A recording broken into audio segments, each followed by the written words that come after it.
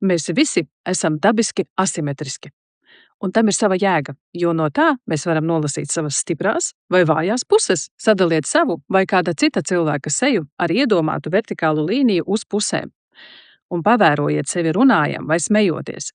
Jūs pamanīsiet, ka viena sejas puse noteikti ir aktīvāka nekā otra. Cilvēka mīmika parāda, kura smadzeņu puse ir vadošā, un līdz ar to, kuras ir mūsu stiprās puses. Mana sejas mīmika ir aktīvāka kreisajā pusē.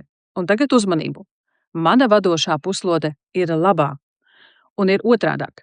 Ja tava sejas mīmika ir aktīvāka labajā pusē, tad tava vadošā puslode būs kreisā. Par šo šurumburumu ir atbildīgs sejas nervs, tā saucamais nervus facialis, kurš krustojas smadzeņu stumbrā. Un tagad pāris vārdos par to, ko pastāsta par cilvēku, kura sejas mīmikas kreisā puse ir aktīvāka un līdz ar to vadošā ir labā smadzeņu puslode. Stiprās puses ir intuīcija, radošums, emocionālā un vizuālā uztvere un dabiska spēja ātri nolasīt situāciju. Šiem cilvēkiem ir ļoti nepieciešams kontakts ar savu ķermeni, taču vājās puses šiem cilvēkiem ir grūtības verbalizēt savas sajūtas, impulsivitāte un haotiska rīcība dažādās dzīves situācijās. Bet ja aktīvāka ir labās sejas puses mīmika un vadošā smadzeņu puslode ir kreisā, tad šajā gadījumā cilvēka stiprās puses ir loģiskā un verbālā uztvere, analītiska un strukturāla domāšana, plānošana un kontrole. Drošības sajūta veidojas caur saprašanu, kāpēc un kā. Un pie vājās puses šeit būs pāranalizēšana,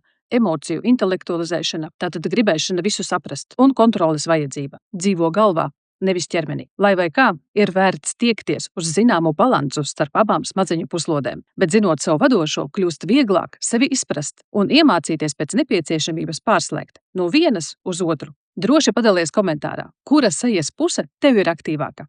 Spied sirsniņu, ja patika, dalies un pieseko man, jo nākamais video būs par ausu lielumu.